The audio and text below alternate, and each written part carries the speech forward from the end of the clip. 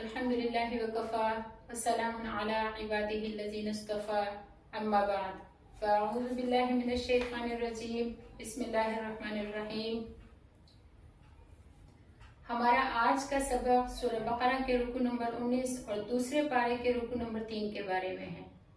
یہاں پر اللہ رب العزت مومنین کو صبر اور نماز کا حکم فرما رہے ہیں۔ اللہ رب العزت ارشاد فرماتے ہیں یہاں پر یا ایھا الذین آمنوا، اے ایمان والو، استعینوا، مدد مانگو، بالصبر، صبر کے ساتھ، والصلاۃ، اور نماز کے ساتھ، ان اللہ، بے شک اللہ تعالیٰ، مع الصابرین، صبر کرنے والوں کے ساتھ ہیں۔ اس سے پہلی آیت میں ذکر اور شکر کا حکم فرمایا، اور اس آیت میں ارشاد فرمایا کہ صبر اور صلاۃ یعنی نماز کے ذریعے اللہ تعالیٰ سے مدد مانگو۔ لفظ صبر کا لغوی معنی رکنے اور ٹھہر جانے کا ہے۔ شریعت میں یہ لفظ 3 معنی کے لیے استعمال کیا گیا ہے۔ اول، اپنے آپ کو اللہ تعالیٰ کی عبادت اور فرمانبرداری پر لگائے رہنا۔ صبر کا دوسرا معنی ہے اپنے نفس کو گناہوں سے روک کر رکھنا، اور صبر کا تیسرا معنی ہے کہ جو آفات اور مصائب اور تکالیف ہمیں پہنچے اس کو سہ جانا، اور اس طرح سے اس کو برداشت کر جانا یا اس طرح سے اس سے گزر جانا کہ اللہ تعالیٰ کی قضا اور قدر پر راضی ہو اور اللہ تعالیٰ پر کوئی اعتراض نہ کرے، اور دکھ، تکلیف اور مصیبت پر ثواب کا امیدوار رہے۔ جو شخص بھی صبر کے ان تینوں طریقوں کو اختیار کرے گا وہ اللہ تعالیٰ کا محبوب ہوگا، اور اللہ تعالیٰ کی رحمتیں اور نصرتیں اس پر نازل ہوں گی۔ در حقیقت صبر اور شکر مومن کی زندگی کے لیے 2 پہیے ہیں، اور مومن کی کوئی چیز ضائع نہیں ہے۔ آرام اور راحت ہو، نعمتیں ہوں یا دکھ تکلیف ہوں اور کلفتیں ہوں، ہر حال میں اس کے لیے نفع ہے۔ حضرت صہیب رضی اللہ تعالیٰ عنہ سے روایت ہے کہ نبی کریم صلی اللہ علیہ وسلم نے ارشاد فرمایا کہ مومن کا معاملہ عجیب ہے، اس کی ہر حالت خیر ہے، اور یہ مومن کے سوا کسی کو حاصل نہیں۔ اگر مومن کو خوش کرنے والی حالت پہنچ گئی تو اس نے شکر کیا جو اس کے لیے بہتر ہوا، اور اگر اس کو تکلیف دینے والی حالت پہنچ گئی تو اس نے صبر کیا، یہ بھی اس کے لیے بہتر ہوا۔ حضرت ابن عباس رضی اللہ تعالیٰ عنہ سے روایت ہے کہ نبی کریم صلی اللہ علیہ وسلم نے ارشاد فرمایا کہ جس شخص کو 4 چیزیں عطا کر دی گئی اسے دنیا اور آخرت کی بھلائی دے دی گئی۔ نمبر 1، شکر کرنے والا دل۔ نمبر 2، ذکر کرنے والی زبان۔ نمبر 3، مصیبت پر صبر کرنے والا بدن۔ نمبر 4، ایسی بیوی جو اپنی جان کے بارے میں اور شوہر کے مال کے بارے میں شوہر کی خیانت نہ کرے۔ صبر میں تھوڑی سی تکلیف تو ہوتی ہے، مگر اس کے بعد نعمتوں کے دروازے کھل جاتے ہیں اور وہ کچھ ملتا ہے جس کا گمان بھی نہیں ہوتا۔ تکلیفیں تو سبھی کو پہنچتی ہیں، مومن ہو یا کافر، نیک ہو یا بد۔ فرق اتنا ہے کہ جو لوگ صبر کر لیتے ہیں وہ ثواب بھی لیتے ہیں، اور آئندہ کے لیے اللہ تعالیٰ کی مدد، رحمت اور نصرت کے دروازے بھی ان کے لیے کھل جاتے ہیں۔ اور جو لوگ صبر نہیں کرتے، واویلا کرتے ہیں، چیختے چلاتے ہیں، اللہ پر اعتراض کرتے ہیں اور اس کی قضا اور قدر پر راضی نہیں ہوتے، تکلیف بھی اٹھاتے ہیں اور ثواب سے بھی محروم ہوتے ہیں، اور اللہ پر اعتراض کر کے کافر بھی ہو جاتے ہیں۔ اللہ تعالیٰ ہماری حفاظت فرمائے۔ صبر کے ساتھ نماز کا تذکرہ بھی فرمایا، اور نماز کے ذریعے بھی مدد حاصل کرنے کا حکم فرمایا۔ نماز بھی اللہ کی مدد اور نصرت لانے کے لیے بہت بڑی چیز ہے، اور ہر طرح کی پریشانیاں دور کرنے کے لیے اکثیر ہے۔ حضرت حذیفہ رضی اللہ تعالیٰ عنہ سے روایت ہے کہ نبی کریم صلی اللہ علیہ وسلم کو جب بھی کوئی مشکل پیش آ جاتی تھی تو نماز میں مشغول ہو جاتے تھے۔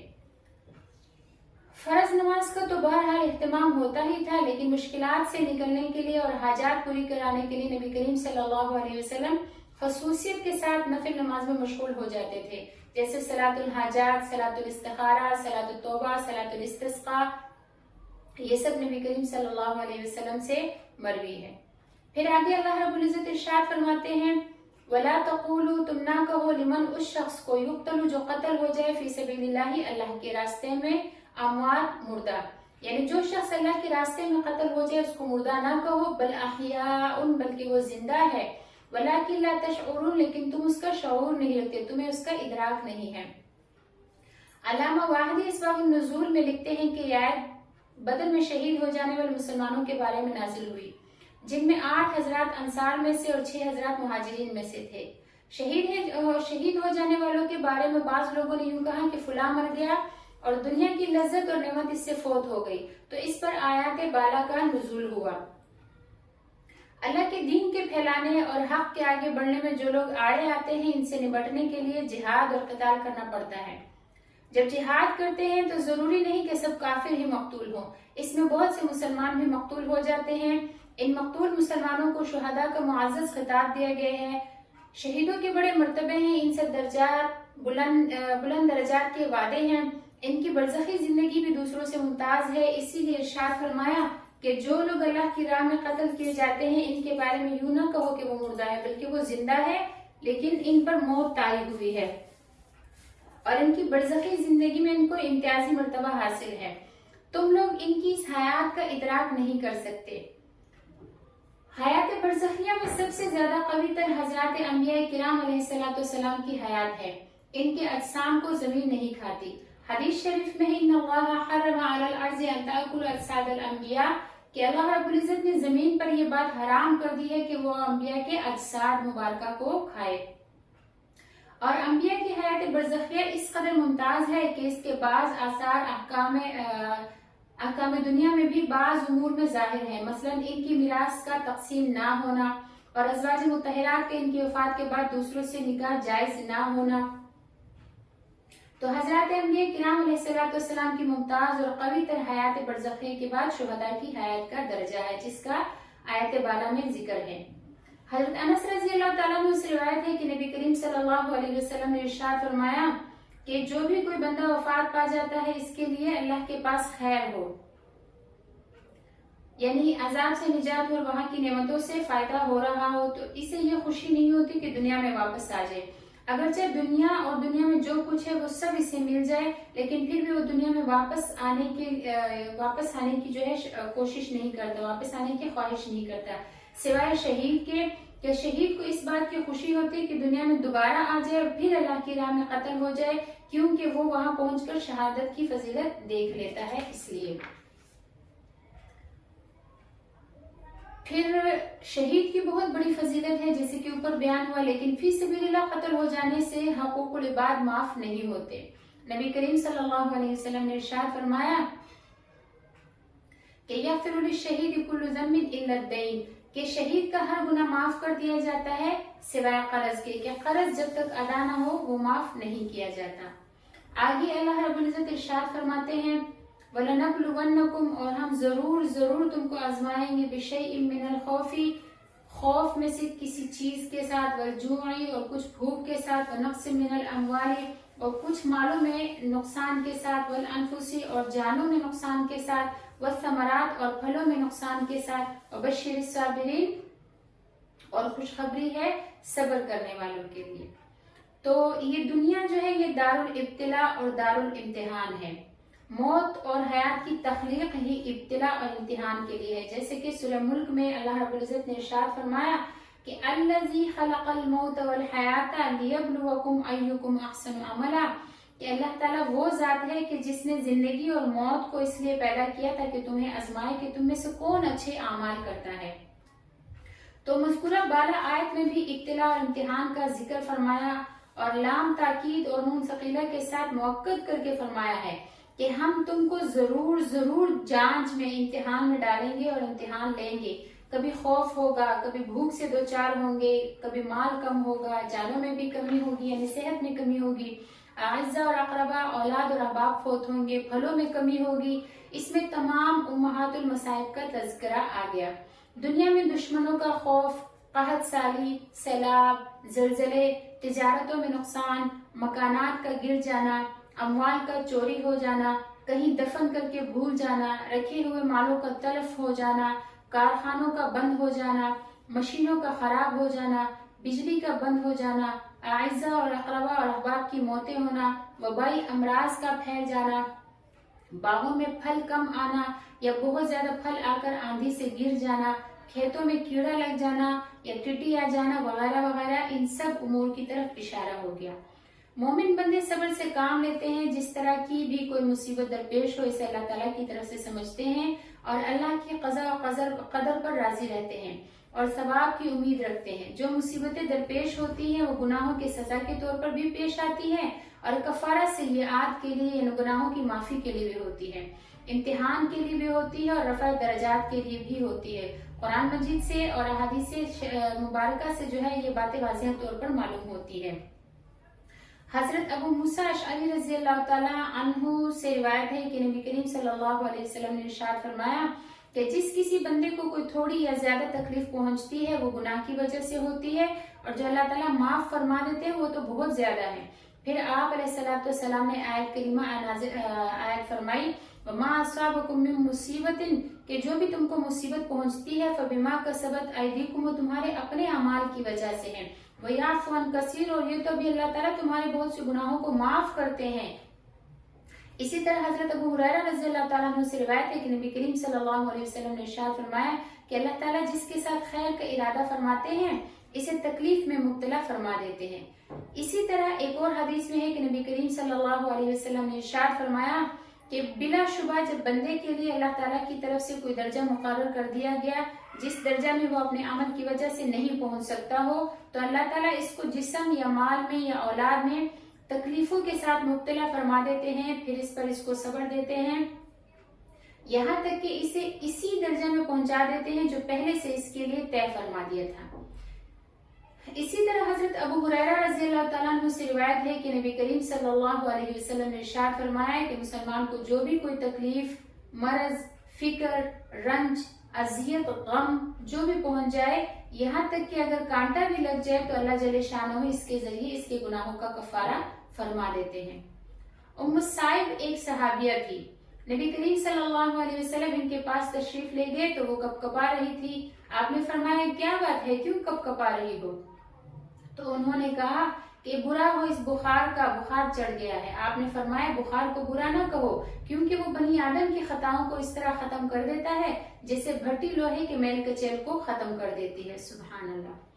اسی طرح حضرت انس رضی اللہ تعالیٰ عنہ سے روایت ہے کہ نبی کریم صلی اللہ علیہ وسلم نے ارشاد فرمایا کہ جب اللہ تعالیٰ اپنے بندہ کے ساتھ خیر کا ارادہ فرماتے ہیں تو اس کو دنیا ہی میں سزا دے دیتے ہیں، اور جب اللہ تعالیٰ کسی بندے کے ساتھ شر کا ارادہ فرماتے ہیں تو اس کے گناہوں کی سزا کو روکے رکھتے ہیں یہاں تک کہ اس کو قیامت کے دن پوری سزا دے دیں گے۔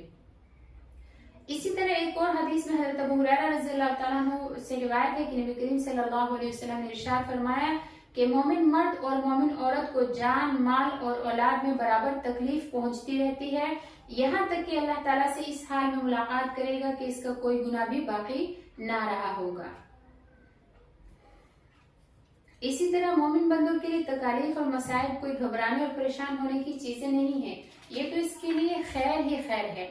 فانی دنیا میں تھوڑی بہت تکلیفیں پہنچ گئی اور آخرت کی مواخذہ سے بچ گیا اور وہاں کی نعمتوں سے مالا مال ہو گیا تو اس کے حق میں سراسر بہتر ہی بہتر ہے اور نفع کا سودا ہے۔ بس یہ ہے کہ صبر کرے، ثواب کی امید رکھے، اللہ کے قضاء اور قدر پر راضی رہے۔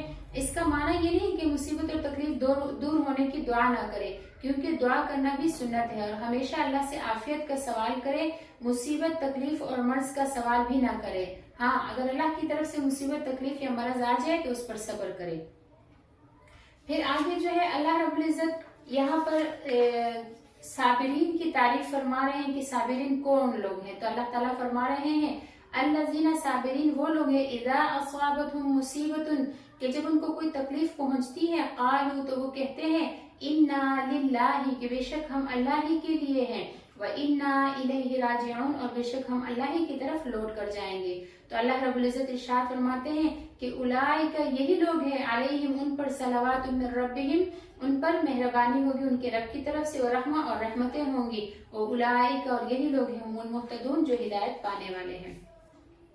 تو یہاں پر اللہ رب العزت نے صابرین کی ایک خاص صفت بیان فرما دی کہ جب صابرین کو کوئی تکلیف پہنچتی ہے تو وہ کہتے ہیں کہ انا للہ و انا الیہ راجعون،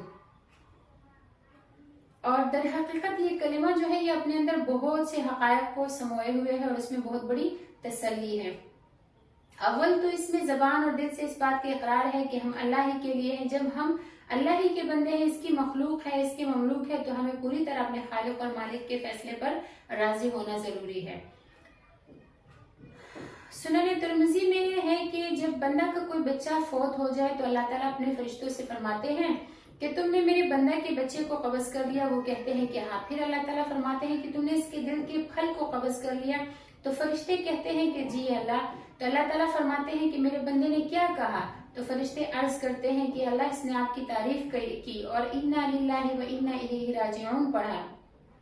اس پر اللہ رب العزت ارشاد فرماتے ہیں کہ میرے بندے کے لیے جنت میں ایک گھر بنا دو اور اس जो जन्नत में जो घर बना दो और इस जो जन्नत में जो घर बनेगा इसका नाम बैतुल हम्द रख दो। एक हदीस में इरशाद है कि मुसलमान मर्द या औरत को जो भी कोई तकलीफ पहुंचे और इसको बाद में याद करे, अगरचे इसको अरसा दराज गुजर चुका हो उस तकलीफ को, लेकिन जब भी उसको याद करे उस वक्त फिर इन्ना लिल्लाहि व इन्ना इलैहि राजिऊन पढ़े तो अल्लाह तबारक व तआला इसको फिर इसी जैसा अजर अता फरमाते हैं जैसे कि उस दिन अता फरमाए थे जिस दिन इसको मुसीबत पहुंची थी।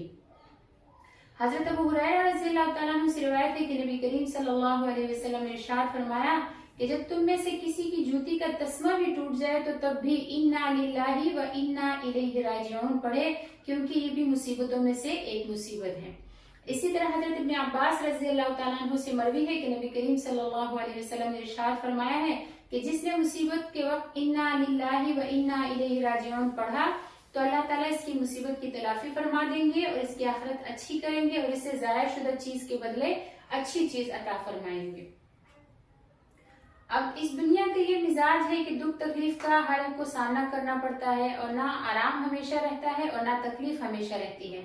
मोमिन बंदे सब्र और शुक्र को इख्तियार करते हैं, जो लोग सब्र नहीं करते अजर से महरूम होते हैं।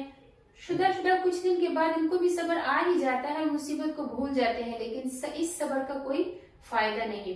अजर सवाब और फजीलत इसी सब्र के मुतालिक है जो ऐन सब्र के वक्त हो, ऐन तकलीफ के वक्त हो।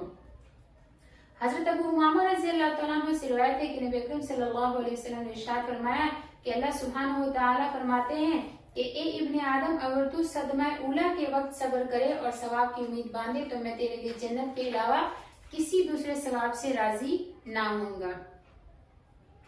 अब सब्र क्या है कि किसी की मौत पर दिल का रंजीदा हो जाना, दिल में गम आ जाना या आंखों से आंसू आ जाना या जबान से रंज और तकलीफ का इजहार कर देना, ये बेसब्री नहीं है। सही बुखारी में है कि नबी करीम सल्लल्लाहु अलैहि वसल्लम अपने साहिबजादा हजरत इब्राहिम रज़ियल्लाहु तआला अन्हु की जानकारी के वक्त तशरीफ लाए। इस वक्त आपकी आंखों से आंसू जारी हो गए। हजरत अब्दुर्रहमान बिन औफ रज़ियल्लाहु तआला अन्हु ने अर्ज किया, या रसूल अल्लाह, आप लोग तो बच्चों की मौत पर रोते ही हैं, भला आप भी रोने लगे? तो आप अलैहिस्सलाम ने फरमाया, ये तबाई रहमत है जो अल्लाह पाक ने दिल में रखी है। फिर फरमाया कि बेशक आंखों से आंसू जारी है और दिल गमजदा है और जबान से हम वही कहते हैं जिससे हमारा रब राजी हो। फिर फरमाया, ए इब्राहिम, तुम्हारी जुदाई से हमको रंज है। इसी तरह एक और हदीस में इरशाद है कि अल्लाह ताला आंखों के आंसुओं और दिल के रंज पर अजाब नहीं देता, लेकिन वो जबान की वजह से अजाब देता है या रहम फरमाता है। यानी जबान से बुरे कलिमात कहने और अल्लाह ताला पर एतराज करने पर गिरफ्त और अजाब है। और अगर यूं कहा कि मैं अल्लाह के कज़ा और कदर पर राजी हूँ, इसने जो कुछ किया बेहतर है, तो इसकी वजह से अल्लाह ताला रहम फरमाते हैं। इसी तरह जिस तरह जबान से बुरे कलिमात निकालना ममनू है और बेसब्री है, इसी तरह अमल से कोई ऐसी हरकत करना जो सब्र के खिलाफ है या गैर मुस्लिमों का तरीका है, इसको इख्तियार करना भी सख्त मना है। बाज लोगों की आदत है कि मुसीबत दुख तकलीफ के वक्त, खास कर जब कोई बच्चा फोत हो जाए, तो अपने चेहरे पर तमांचे मारते हैं, दीवार पर सर देकर मारते हैं, गिरबान फाड़ते हैं, जाहिलाना अल्फाज जबान से निकालते हैं और कहते हैं कि मेरा ही बच्चा रह गया था जो इसे अल्लाह ने मौत दी। ये सब जहालत है और अल्लाह ताला पर एतराज करना कुफर है। हजरत अब्दुल्लाह बिन मसूद रज़ियल्लाहु तआला अन्हु से रिवायत है कि नबी करीम सल्लल्लाहु अलैहि वसल्लम ने इरशाद फरमाया कि वो हम में से नहीं जो रुखसारों पर तमांचे मारे और गिरबान फाड़े और जाहिलियत की दुहाई दे। हदीस शरीफ में है कि लुअनल्लाहु नाइहत वल मुस्मिआता, कि अल्लाह ताला की लानत है नोहा करने वाली पर और इसका नोहा सुनने वाली पर। नोहा करने वाली मौत से पहले तौबा न करेगी। हदीस सही मुस्लिम की रिवायत है जिसमें फरमाया कि नोहा करने वाली मौत से पहले तौबा न करेगी तो क़यामत के दिन इस हाल में खड़ी की जाएगी कि इसके बदन पर एक कुर्ता क़ितरान का होगा और एक कुर्ता खुजली का होगा। क़ितरान जो है ये अरब में एक दरख्त का पानी होता था जिसको खुजली वाले बदन पर लगाते थे। इसकी खासियत तेजाब जैसी थी, इससे खुजली जल जाती थी और खुजली जलकर आराम हो जाता था। तो नोहा करने वाले के जिस्म पर क़यामत के दिन अव्वल तो अल्लाह ताला खुजली मुसल्लत फरमाएंगे। गोया कर कुर्ते की जगह खुजली का लिबास होगा, फिर इस खुजली पर क़ितरान लगा हुआ होगा जिसकी वजह से मजीद तकलीफ होगी। अल्लाह ताला हमारी हिफाजत फरमाए। फिर इन्ना लिल्लाहि व इन्ना इलैहि राजिऊन के बारे में अल्लाह रब्बुल इज्जत ने हमें तालीम दी है कि ये दुआ हम पढ़े। नबी अलैहिस्सलातु वस्सलाम ने फरमाया تو اس کے ساتھ ایک اور دعا بھی حدیث شریف میں وارد ہوئی ہے. ام المومنین حضرت ام سلمہ رضی اللہ تعالیٰ عنہ نے بیان فرمایا کہ میں نے نبی کریم صلی اللہ علیہ وسلم کو یہ فرماتے ہوئے سنا تھا کہ جس کسی مسلمان کو کوئی مصیبت پہنچ جائے اور وہ اللہ جل شانہ کے فرمان کے مطابق انا للہ و انا الیہ راجعون پڑھے اور ساتھ ہی یہ بھی پڑھے کہ اللہم آجرنی فی مصیبتی واخلف لی خیرا منہا، یعنی اے اللہ میری مصیبت میں مجھے اجر عطا فرما اور اس کے بدلے مجھے اس سے بہتر عنایت فرما، تو اللہ تعالیٰ ضرور اس کو اس سے بہتر عطا فرمائے گا. حضرت ام سلمہ رضی اللہ تعالیٰ عنہ فرماتی ہے کہ جب ابو سلمہ کی وفات ہوگی تو میں نے دل میں کہا کہ ابو سلمہ سے بہتر کون سا مسلمان ہوگا. اس کا گھرانہ پہلا گھرانہ ہے جس نے نبی کریم صلی اللہ علیہ وسلم کی طرف ہجرت کی. پھر بھی میں نے مذکورہ دعا پڑھ لی، لہٰذا مجھے اللہ تعالیٰ نے ابو سلمہ کے بدلے رسول اللہ صلی اللہ علیہ وسلم کی ذات گرامی عطا فرما دی. یعنی آپ علیہ السلام سے ام سلمہ رضی اللہ تعالیٰ عنہ کا نکاح ہو گیا، جبکہ آپ علیہ السلام ابو سلمہ سے بہتر ہیں. پھر آگے اللہ رب العزت ارشاد فرماتے ہیں ان الصفا والمروہ من شعائر اللہ، بے شک صفا اور مروہ جو ہے یہ اللہ تعالیٰ کی نشانیوں میں سے ہے. فمن حج البیت ابی اعتمر، بس جو حج کرے بیت اللہ کا یا عمرہ کرے، فلا جناح علیہ، تو اس پر گناہ نہیں، ان یطوف بہما کہ وہ ان دونوں کا طواف کرے. ومن تطوع خیرا، اور جو کوئی خوشی سے کرے نیکی کے کام، فإن اللہ شاکر علیم، تو بے شک اللہ تعالیٰ قدر کرنے والا جاننے والا ہے. شعائر یہ شاعرہ کی جمع ہے جس کے معنی علامت کے ہے. صفا اور مروہ مکہ معظمہ میں دو پہاڑیاں ہیں جو کعبہ شریف سے تھوڑے سے فاصلے پر واقع ہیں. ان میں صفا بنسبت مروہ کی کعبہ شریف سے زیادہ قریب ہے. حج اور عمرہ میں 7 مرتبہ ان دونوں پر آنا جانا ہوتا ہے، اس کو سعی کہا جاتا ہے، اور یہ حج اور عمرہ دونوں میں واجب ہے. اللہ جل شانہ نے صفا اور مروہ کو شعائر اللہ میں سے فرمایا، جس کا معنی یہ ہے کہ یہ دونوں اللہ کے دین کی نشانیوں میں سے ہے. ان کے درمیان سعی کی جاتی ہے جو مناسک حج میں سے ہے، اور حج اسلام کے 5 ارکان میں سے ایک رکن ہے. اس اعتبار سے دین اسلام میں ان دونوں کی بڑی اہمیت ہے. ان دونوں پہاڑوں کے درمیان آنے جانے کی ابتدا کس طرح ہوئی، اس کا واقعہ حضرت ابن عباس رضی اللہ تعالیٰ عنہ سے صحیح بخاری میں نقل کیا ہے کہ اللہ تعالیٰ کے حکم سے حضرت ابراہیم علیہ السلام اپنی بیوی ہاجرہ علیہ السلام اور اپنے بیٹے اسماعیل علیہ السلام کو مکہ معظمہ میں چھوڑ کر تشریف لے گئے، جو اس وقت چٹیل میدان تھا. ان کے پاس ایک تھیلا میں کچھ کھجورے اور مشکیزے میں پانی رکھ دیا. جب واپس ہونے لگے تو حضرت اسماعیل علیہ السلام کی والدہ ان کے پیچھے بولی اور کہنے لگی کہ ابراہیم ہمیں یہاں چھوڑ کر آپ کہاں جا رہے ہیں؟ یہاں نہ کوئی انسان ہے اور نہ کوئی چیز ہے. کئی بار انہوں نے یہ سوال کیا، وہ سوال کر رہی تو حضرت ابراہیم علیہ السلام ان کی طرف توجہ نہیں فرما رہے تھے. حضرت اسماعیل علیہ السلام کی والدہ نے سوال کیا اللہ نے آپ کو اس کا حکم دیا ہے؟ تو حضرت ابراہیم علیہ السلام نے فرمایا ہاں. وہ کہنے لگی بس تو پھر اللہ ہمیں ضائع نہیں فرمائے گا. اس کے بعد حضرت ابراہیم علیہ السلام تشریف لے گئے. حضرت اسماعیل علیہ السلام کی والدہ اپنے بچے اسماعیل علیہ السلام کو دودھ پلاتی رہی اور جو پانی موجود تھا اس میں سے پیتی رہی. مشکیزے میں جو پانی تھا جب وہ ختم ہو گیا تو خود بھی پیاسی ہو گئی اور بچہ بھی پیاسا ہو گیا. وہ بچہ کو تڑپتا ہوا دیکھ رہی تھی. جب اس کی حالت نہ دیکھی جا سکی تو صفا پہاڑی پر چڑھ گئی تاکہ بچہ پر نظر پڑے. صفا پر کھڑے ہو کر نظر ڈالی کہ کوئی شخص نظر آتا ہے یا نہیں. وہاں کوئی نظر نہ آئے تو صفا سے اتر کر مروہ کی طرف چلی. درمیان میں نشیب تھا، وہاں پہنچی تو تیزی کے ساتھ دوڑ کر گزر گئی. مروہ پر پہنچ کر پھر نظریں ڈالی کہ کوئی شخص نظر آتا ہے یا نہیں. وہاں بھی کوئی نظر نہ آیا. 7 مرتبہ ایسے ہی کیا، کبھی صفا پر جاتی کبھی مروہ پر. حضرت ابن عباس رضی اللہ تعالیٰ عنہ نے یہاں تک پہنچ کر نبی کریم صلی اللہ علیہ وسلم کا ارشاد نقل کیا کہ اسی وجہ سے لوگ صفا مروہ کے درمیان سعی کرتے ہیں. یعنی یہ سعی کی ابتدا ہے. اللہ تعالیٰ نے حضرت اسماعیل علیہ السلام کی والدہ کے عمل کو حج اور عمرے کی عبادت کا جز بنا دیا. آخری میں تو مروہ پر تھی تو انہوں نے ایک آواز سنی. آواز سن کر اپنے نفس کو خطاب کر کے کہنے لگی کہ مطمئن ہو جا. اس کے بعد انہوں نے کان لگائے تو پھر آواز سنی. آواز سن کر کہنے لگی کہ اے بولنے والے، تو نے آواز تو سنا لی، اگر تیرے پاس کوئی مدد کی صورت ہے تو ہماری مدد کرے. اچانک کیا دیکھتی ہے کہ جس جگہ زمزم ہے وہاں فرشتہ نے اپنی ایڑی سے تھوڑی سی زمین کھری دی، یہاں تک کہ زمین پر پانی ظاہر ہو گیا. حضرت اسماعیل علیہ السلام کی والدہ نے وہاں حوض کی صورت بنانی شروع کر دی اور اس میں سے اپنے مشکیزے میں پانی بھر لیا. مشکیزے میں بھرنے کے بعد بھی پانی جوش مار رہا تھا. حضرت ابن عباس رضی اللہ تعالیٰ عنہ فرماتے ہیں کہ نبی کریم صلی اللہ علیہ وسلم نے ارشاد فرمایا کہ اللہ رحم فرمائے اسماعیل کی والدہ پر، اگر وہ زمزم کو اپنے حال پر چھوڑ دیتی تو زمزم زمین پر جاری ہونے والا چشمہ ہوتا۔ اب انہوں نے اس میں سے پانی پیا اور بچوں کو دودھ پلایا، اور فرشتے نے ان سے کہا کہ تم ضائع ہونے سے نہیں ڈرنا، کیونکہ یہاں بیت اللہ ہے جسے یہ لڑکا اور اس کا والد دونوں مل کر تعمیر کریں گے۔ فرشتے نے یہ بھی کہا بلا شبہ اللہ اپنوں کو ضائع نہیں فرماتا۔ اس کے بعد بخاری شریف میں وہاں بنی جرہم کے آباد ہونے اور حضرت اسماعیل علیہ السلام کی اسی قبیلے میں شادی ہونے کا اور حضرت ابراہیم علیہ السلام کے تشریف لانے کا اور کعبہ شریف تعمیر کرنے کا ذکر ہے۔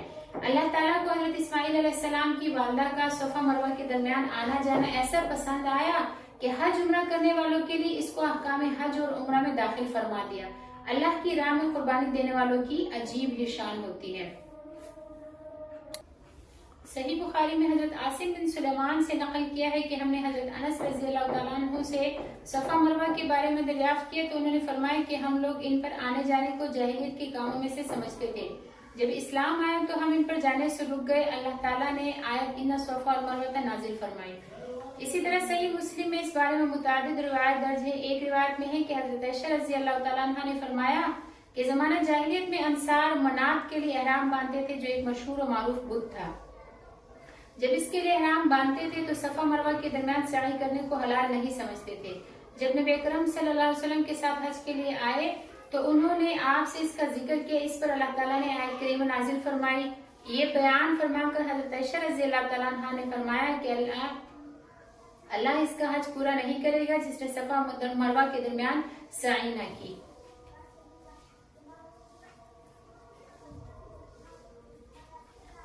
صفا مروہ کی سعی کے کچھ مسائل ہیں، جن میں سے 2-3 یعنی چند مسائل یہاں پر جو ضروری مسائل ہیں موٹے موٹے وہ بیان کر دیتے ہیں۔ مسئلہ نمبر 1 ہے کہ صفا مروہ کی سعی طواف کے بغیر معتبر نہیں ہے۔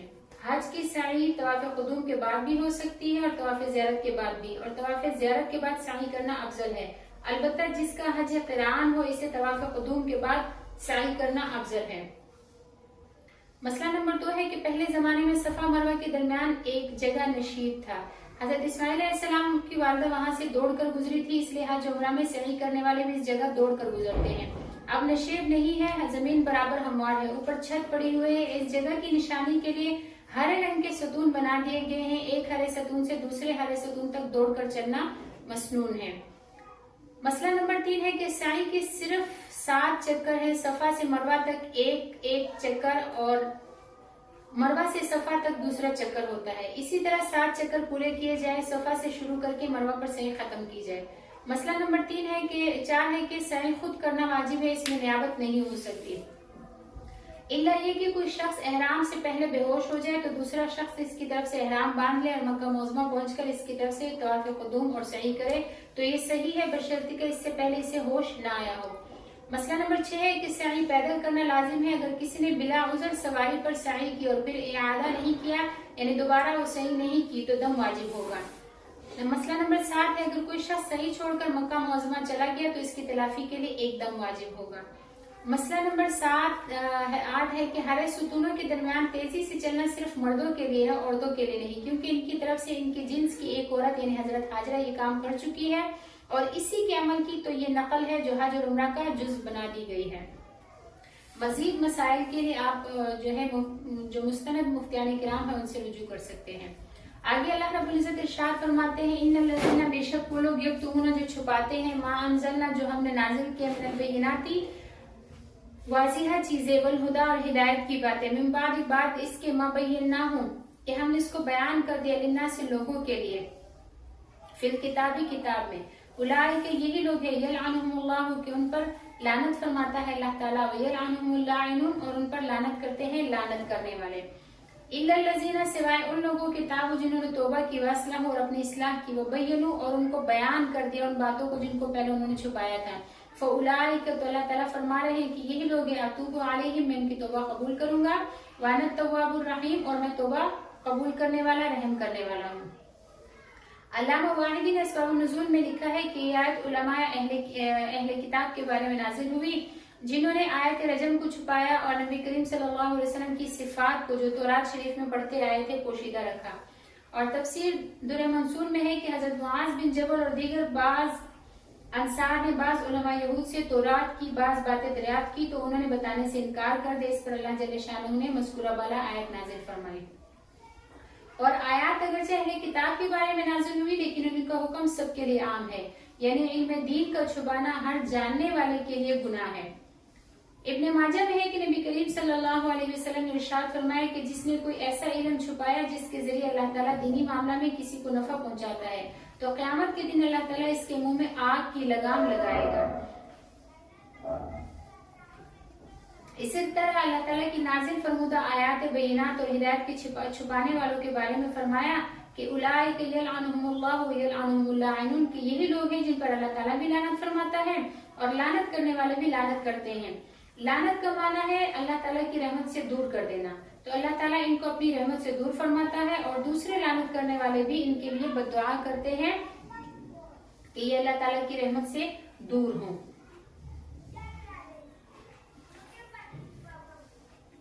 इसी तरह जहाँ इल्म दीन को छुपाना गुनाह है वहाँ ये बात भी जान लेना जरूरी है कि जो शख्स वाकई आलिम हो, किताबुल्लाह और सुन्नत रसूलुल्लाह से वाकिफ हो, हलाल हराम का इल्म रखता हो, मसाइल से पूरी तरह वाकिफ हो, मसला बताने फतवा देने का मकाम सिर्फ इसी शख्स का है।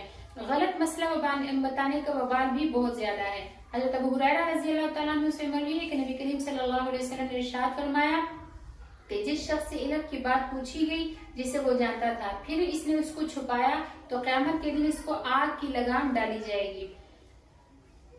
इसमें लफ्ज आलिम इल्म जो ज्यादा फरमाया है ये इस बात को वाज़ेह कर रहा है कि जो शख्स जानता हो बताने की जिम्मेदारी इसी की है। बेइल्म अगर दीनी बात बताने की जुर्रत करेगा तो गुमराही के गड्ढे में गिरेगा और दूसरों को भी गुमराह करेगा। सही बुखारी में है कि हज़रत अब्दुल्लाह बिन मसूद रज़ियल्लाहु तआला अन्हु ने फरमाया कि ए लोगों, जिसे इल्म की कोई चीज मालूम हो तो वो इसे बता दे और जिसे मालूम ना हो तो अल्लाहु आलम कह दे, यानी अल्लाह ताला सबसे ज्यादा जानने वाला है। इसलिए कि ये भी इल्म की बात है कि जो कुछ ना जानता हो इसके बारे में अल्लाहु आलम कह दे और खामखा अपने पास से ना बताए और बेतकल्लुफ आलिम ना बने। एक हदीस में है कि अजरउकुम अलल फुतिया अजरउकुम अलन नार, यानी तुम में से जो शख्स फतवा देने में ज्यादा जरी है वो दोज़ख में जाने पर ज्यादा जुर्रत करने वाला है। दर हकीकत कुरान के माना बताना या हदीस की रिवायत करना या मसला बताना बहुत बड़ी जिम्मेदारी की बात है। हजरत मोहम्मद बिन मुनकदर ने फरमाया कि बिलाशुबा आलिम जो इल्म की बातें बताता हो वो अल्लाह और इसके बंदों के दरमियान वास्ता बन जाता है। अब इस जिम्मेदारी से निकलने का रास्ता सोचे। निकलने का रास्ता ये है कि अटकल से और भरपूर इल्म के जरिए बातें ना बताए और जो कोई बात मालूम ना हो साफ कह दे कि मुझे मालूम नहीं है।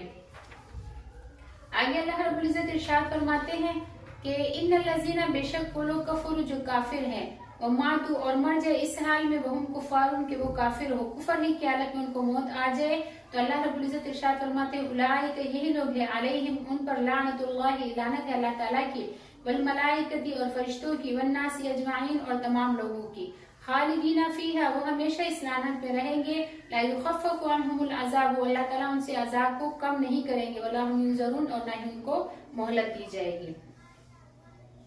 इस आयत शरीफा में कुफर पर मरने वालों की सजा का जिक्र है। आयत का अमूम उन यहूद को भी शामिल है जो कुफर पर जमे रहे और दूसरों को भी कुफर पर जमाए रखा।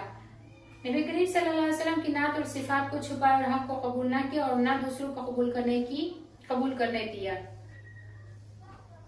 मसला आमतौर से यूं तो कह सकते हैं कि झूठों पर अल्लाह की लानत और जालिमों पर अल्लाह की लानत, लेकिन किसी खास शख्स को मुकर्रर करके ये कहना जायज नहीं कि वो मलऊन है, ख्वाह मोमिन हो या काफिर हो। खास तौर पर मुअय्यन करके सिर्फ इसी शख्स पर लानत भेज सकते हैं जिसका कुफर पर मरना यकीनी हो, जैसे फिरऔन, अबू लहब, अबू जहल वगैरह। जो शख्स इसी दुनिया में मौजूद है और हालत कुफर में है, इसको भी मुतय्यन तरीका पर मलऊन कहना जायज नहीं, क्योंकि ये यकीन नहीं है कि वो कुफर पर मरेगा या इस्लाम पर। बहुत से लोग इसमें बेहतियात होते हैं, न सिर्फ काफिरों को बल्कि मुसलमानों को भी मलऊन और लाइन कह देते हैं।